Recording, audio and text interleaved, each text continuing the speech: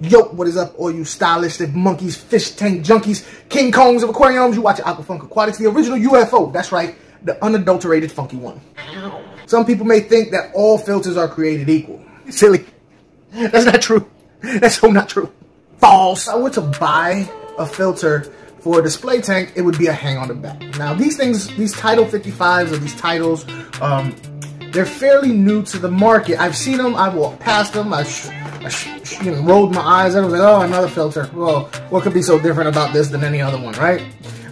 And I'm gonna be honest with you, I've had this filter for quite a while. It was sent to me by John and Lisa from KG Tropicals from their website, Keep Fish Keeping. And full disclosure, if you decide to get one of these, I will have a link in the description below. I am an affiliate, so I will see a taste of it. Now, saying that, I have to admit, and I have to be serious, and John, I don't believe will have it any other way. I got to be honest about this filter. So, let's get into this filter. I do have some pros. I have a lot of pros, actually. I do have some cons. Some people may not like what I have to say about this thing. And I have some possible upgrades. So, if whoever is in charge of making this thing sees this video, take what I say into consideration. I think it might set you guys apart even more than you are with this filter. All right, so here we go. Let's get into it. The first thing I can, first pro, and I got some notes here, so if you see me looking over, hey, I can't remember everything.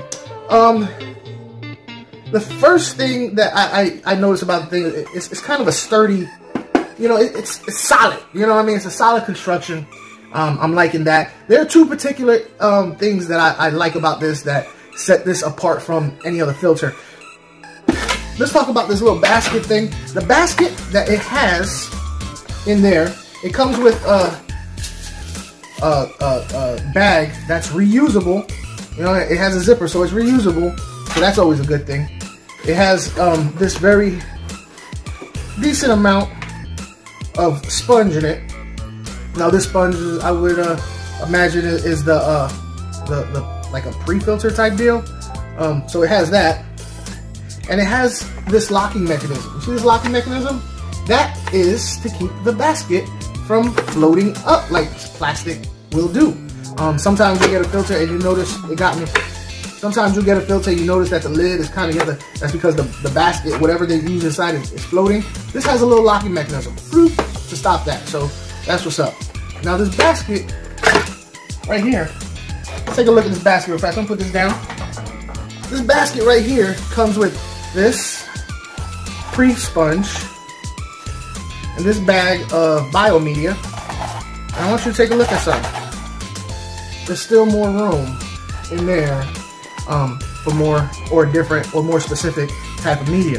One thing you will notice that this does not come with, that you will see in almost every other filter, it doesn't have carbon, activated carbon, charcoal, and I'm imagining the reason why is because whoever made this knows that once people are in the hobby for X amount of time, that's the first thing that they get rid of is the carbon.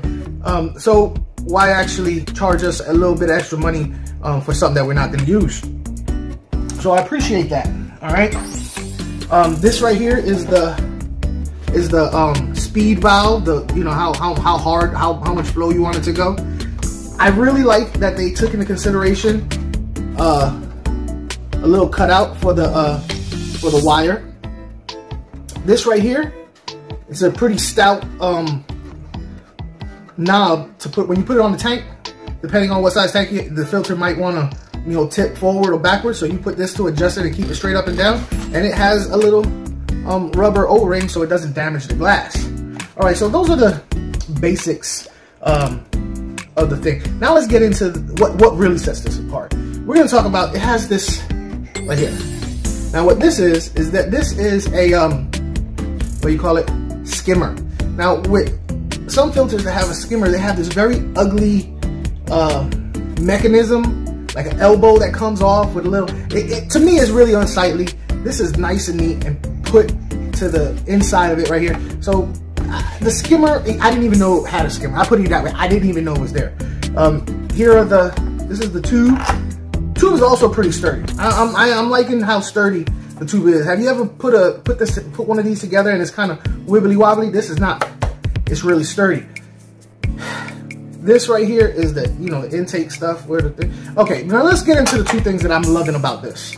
Some of you guys probably noticed a little blue thing right here. Yeah, you all know what that is? That is an aquarium heater holder. Yeah, how many of you guys bought aquarium heaters and you licked on the whatever, the suction cups, and you stuck it to your glass for a couple months later, it to be just flopping around doing its own thing in the tank? Well, bang, pretty sturdy, it's stuck in there. It's easy to take off and put on. All right, so I'm really loving that. I'm really loving that. I've never seen that in a hang on the back HOB, hob, whatever you want to call it. And the fact that they did that right there, I'm really loving. So kudos to you guys at Tidal. I just can't say its name. SICCE. It's an Italian company. So you know, kudos to you on that one. And oh, real fast before I get into what I really love, the number one thing I love about this, have you ever seen, like, Aqueon has their filters, they have a light or whatever where it tells you, oh, it's time to change the filter media, and it takes batteries. What happens when you forget about the batteries go out?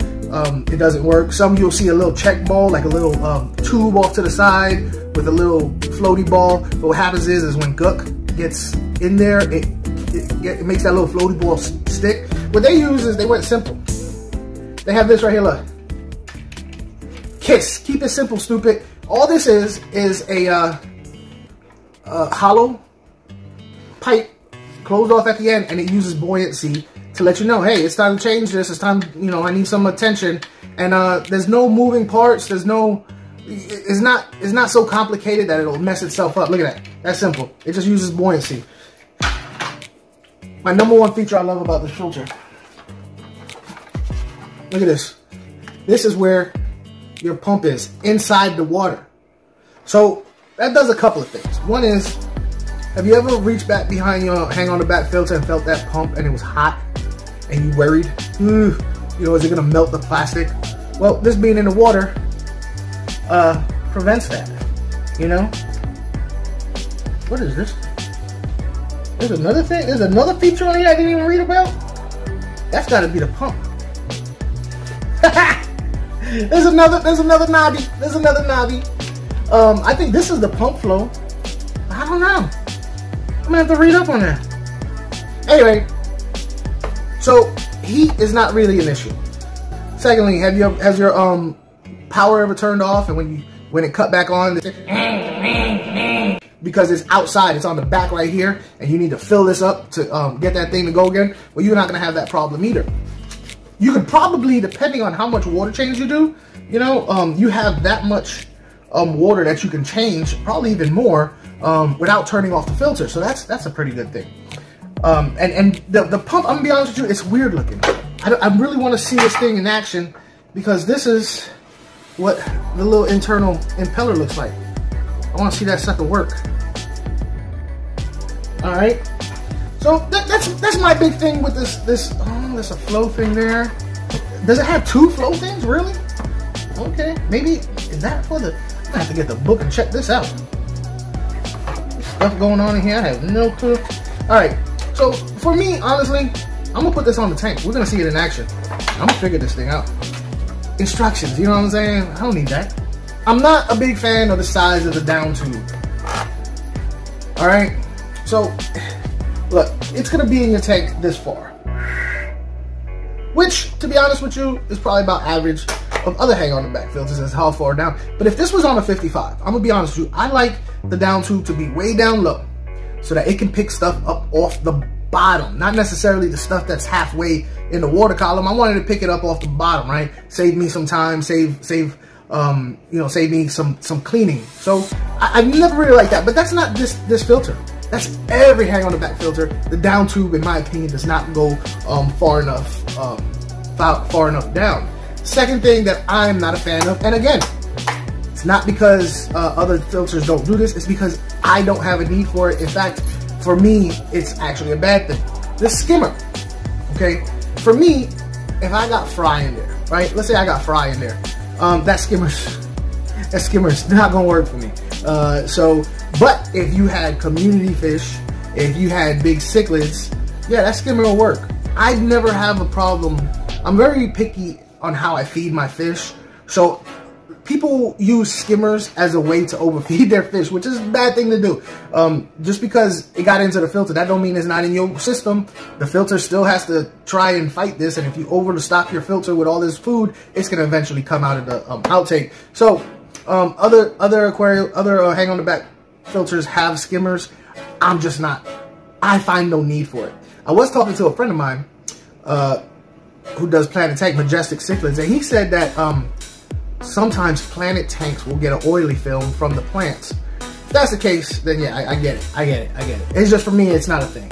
All right, and here my other thing I'm not a big fan of is the flow rate that it advertises. All right, this thing advertises 20 to 55, 25 gallons to 55 gallons, and I always thought that, again, not just this filter, it's all filters. That's a pretty wide range, you know. If I had this on a 20 gallon and I was trying to breed angels, that would be way too much flow. But if I had this on a 55, it may not be enough. In fact, I did the math. It does 250 gallons per hour, which in a 55, that means it only has a 4.5 time flow rate. So your tank basically empties and refills 4.5 times through this filter. For a 55, I don't think that's enough. All right. If I put it on a 20, it's 12.5 times. For a 20 gallon, I think that's way too much. Whatever fish you have in there are going to be fighting current the entire day. So I actually did the math. A 29 gallon, this thing would turn the water over 8.6 times an hour, which is good.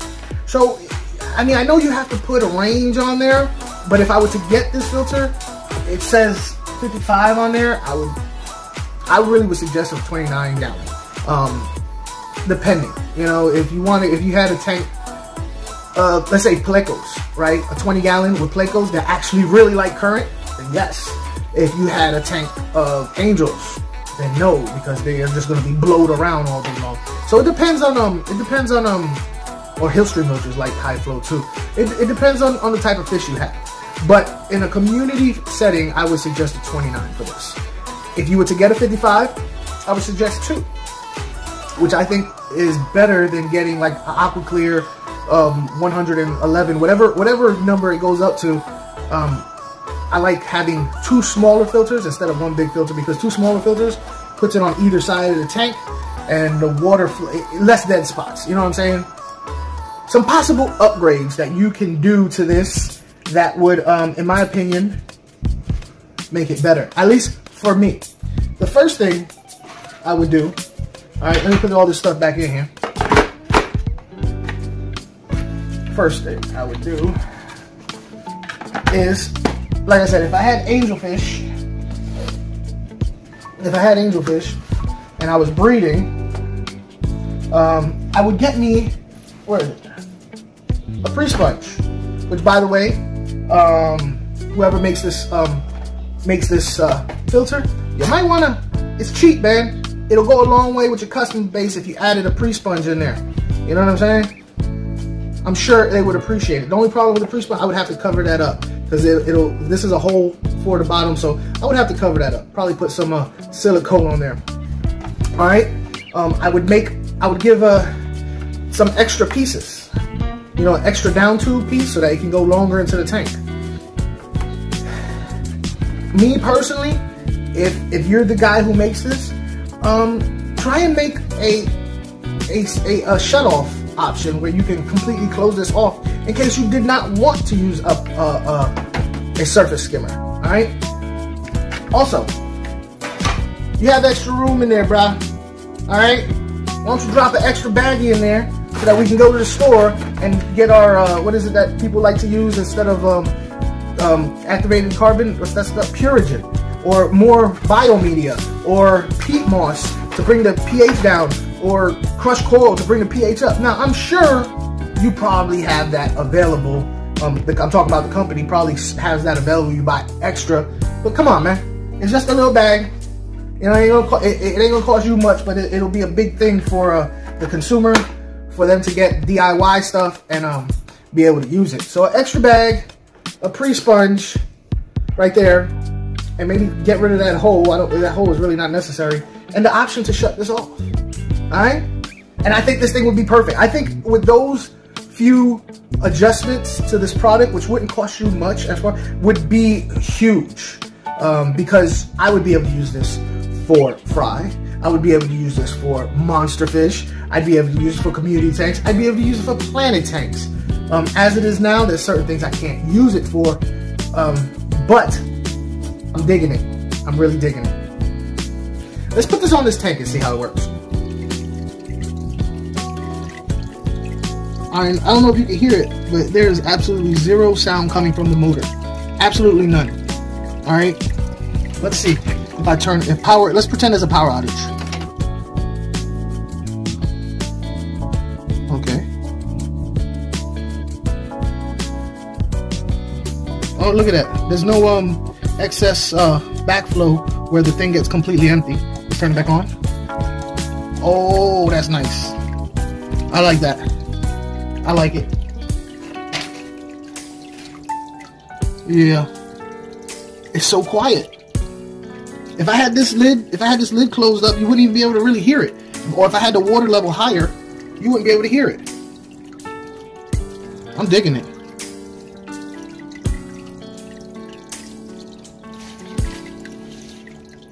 At some point, this is equipment. It's no longer a filter. I'm gonna be honest with you. It's not like it's, oh yeah, I got a aquarium filter. This is equipment. All right, it's got doodads and doohickeys and bells and whistles that I feel are not unnecessary, but it does make it a little versatile. But for me, it's the biggie. It's the internal filter. That would, honestly, I would buy this above an Aquaclear because of that internal filter and that heater option. Those two things.